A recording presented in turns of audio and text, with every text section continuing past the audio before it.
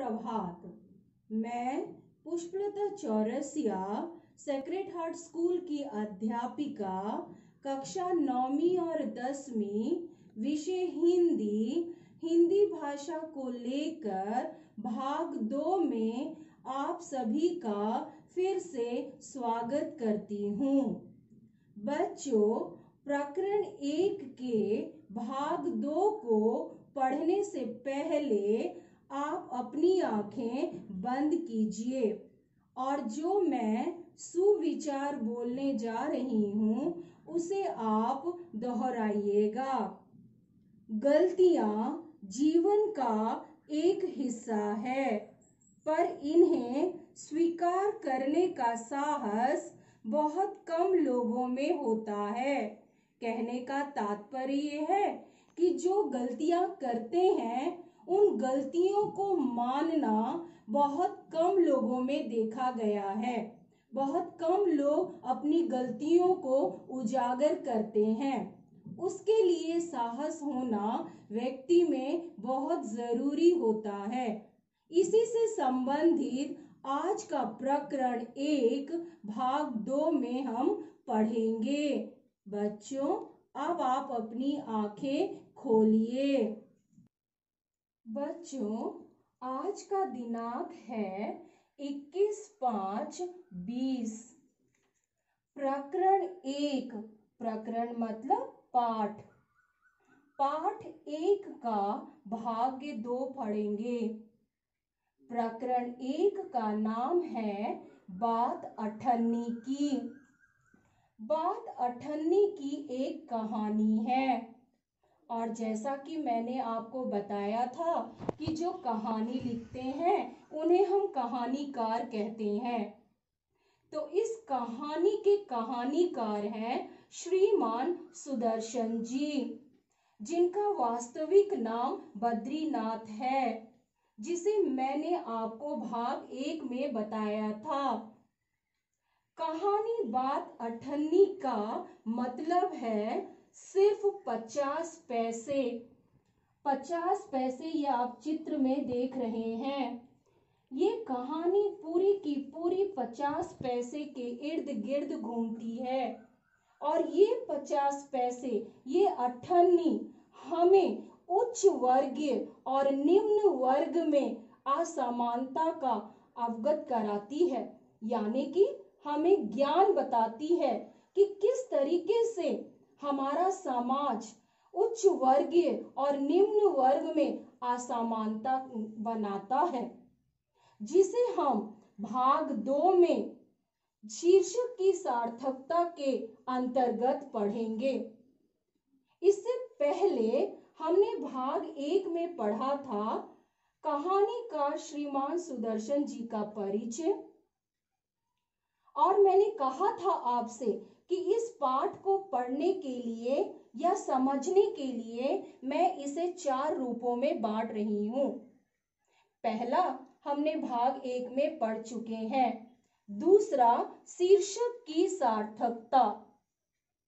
तीसरा, चरित्र चित्रण। और चौथा, कहानी का सार पृष्ठ के अनुसार। आज हम भाग 2 में शीर्षक की सार्थकता के बारे में पढ़ेंगे। शीर्षक मतलब क्या होता है बच्चों? शीर्षक मतलब टाइटल की सार्थकता। सार्थकता एक भाववाचक संज्ञा है, क्योंकि उसमें ता लग गया है। सार्थक में ता लग गया है, इसीलिए सार्थकता बन गया है।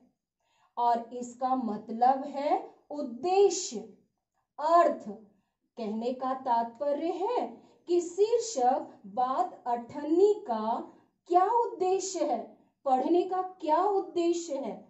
पढ़ने का उद्देश्य है बच्चों कि ये हमें समाज में होने वाले भ्रष्टाचार को बताता है, या भ्रष्टाचार से हमें ज्ञान करवाता है कि किस तरीके के लोग समाज में रह रहे हैं और समाज को खोखला कर रहे हैं। जैसा कि आप तस्वीर में देख रहे हैं कि किस प्रकार से लोग रिश्वत दे रहे हैं, पैसे के लिए अपने ईमान को बिगाड़ देते हैं। सबसे पहले हम इसके बारे में जानकारी प्राप्त करेंगे क्योंकि यही शीर्षक बता रहा है। तो भ्रष्टाचार, भ्रष्टाचार का क्या मतलब होता है? भ्रष्टाचार दो शब्दों को लेकर बना है। भ्रष्ट धन आचार। ये जो आप प्लस देख रहे हैं, जैसा कि आपको मैंने 8वीं कक्षा में भी बताया था और 9वीं कक्षा में भी बताया था कि इसे हम धन कहते हैं।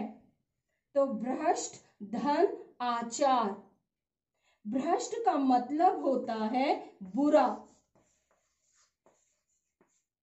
और आचार का मतलब होता है आचरण।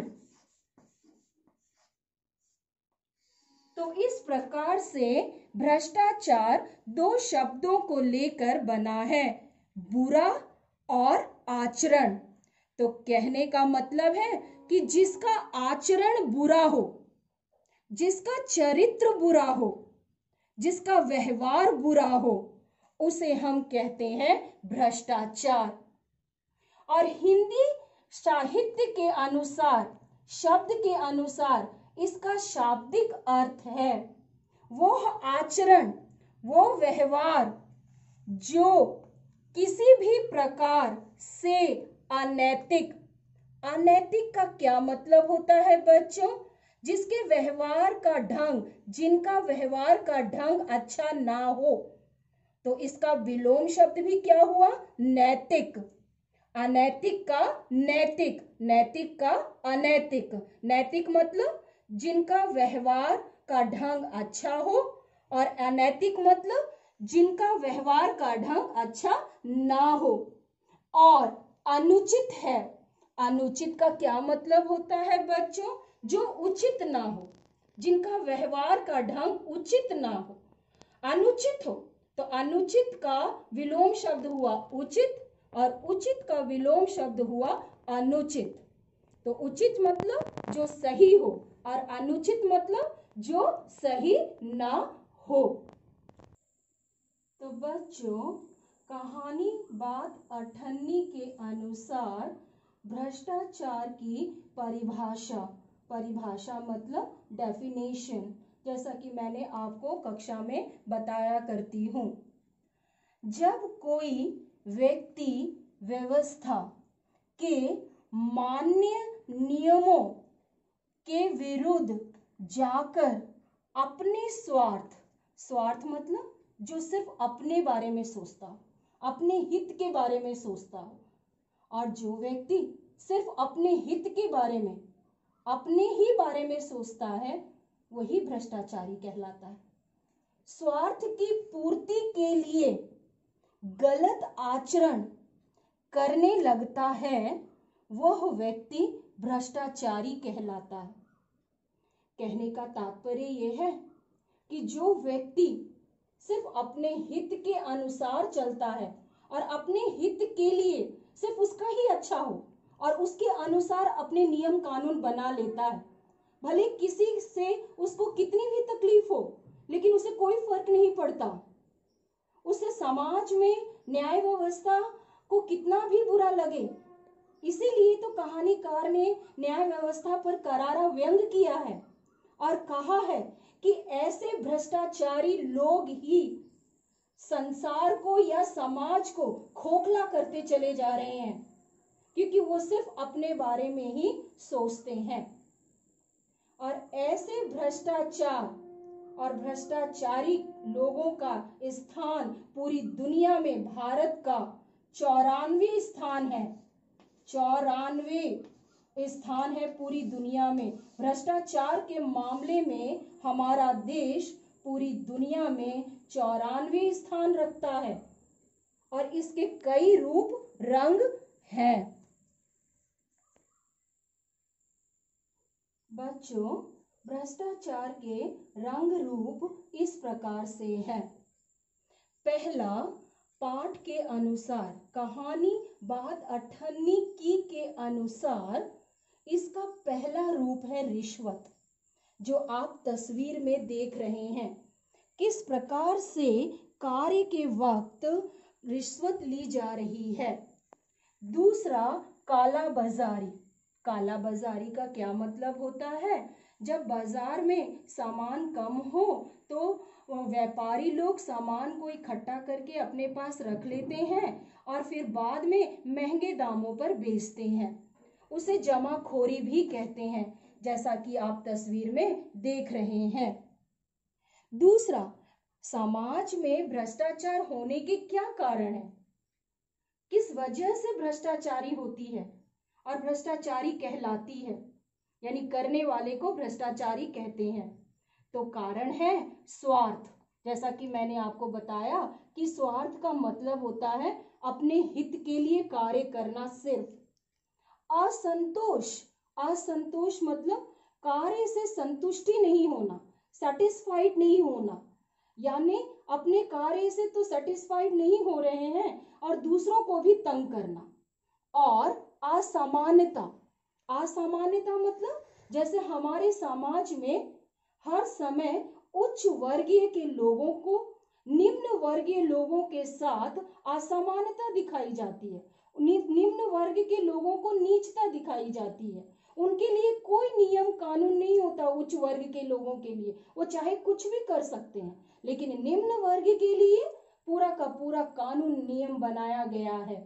इसीलिए 50 पैसे के पीछे एक चरित्र को 6 महीने की सजा सुना दी जाती है। तो बच्चों, शीर्षक की सार्थकता यहाँ पर यह है कि बात अठन्नी कि हमारे समाज में कपटी लोगों के आचरण को जनता के सामने लाना है, जिससे कि वो समझ सके कि वो दोहरा जीवन जीते हैं। साथ ही साथ लेखक इस विषय में जनता को संवेदनशील बनाकर सही मार्ग को निर्धारित करना चाहता है। इसमें जो चरित्र है इंजीनियर बाबू और मजिस्ट्रेट, जो दोनों ही रिश्वतखोर हैं और अपने नौकरों के साथ रमजान और रसीला के साथ असंवेदनशील बर्ताव करते हैं, और बेचारे रसीला अठन्नी चुराने के गुनाह पर 6 महीने की सजा सुना दी जाती है उसको। ये अत्यंत उपहासजनक है कि जो स्वयं 500 और 1000 रुपये तक की रिश्वत लेते हैं, वो रसीला को अठन्नी के पीछे इतनी कठोर सजा सहने के लिए बाध्य कर देते हैं। तुलसीदास जी ने ठीक ही कहा है, समर्थ को नहीं कोई दोष गोसाई, समाज में व्याप्त भेदभाव, भ्रष्टाचार, अन्याय और असमानता पर ये कहानी है बच्चों बात अठन्नी की, जिसे कहानीकार श्रीमान सुदर्शन जी ने बड़े ही सुंदर ढंग से इसे आपके सामने प्रस्तुत किया है कि बच्चों आप जानो कि दुनिया में, संसार में और हमारे समाज में किस तरीके के लोग रहते हैं और हमें अपनी गलतियों का सुधार किस प्रकार से करना है। बच्चों, ये कहानी हमें यही संदेश देती है। कहानी का उद्देश्य भी यही है, कहानी का औचित्य भी यही है। औचित्य मतलब सच्चाई भी यही है। बच्चों, आप अपनी कॉपी में कहानीकार का परिचय जो मैंने भाग 1 में बताया था, उसे आप अपनी किताब से देखकर लिख लेना, और दूसरा शीर्षक की सार्थकता को भी लिख लेना। बच्चों, आपने भाग 2 में इस प्रकार से शीर्षक की सार्थकता यानी उद्देश्य को पढ़ा। भाग 3 में मैं आपको चरित्र चित्रण से अवगत कराऊंगी। आप अपने माता पिता के साथ हमेशा खुश रहना, यही मेरा आशीर्वाद है। धन्यवाद।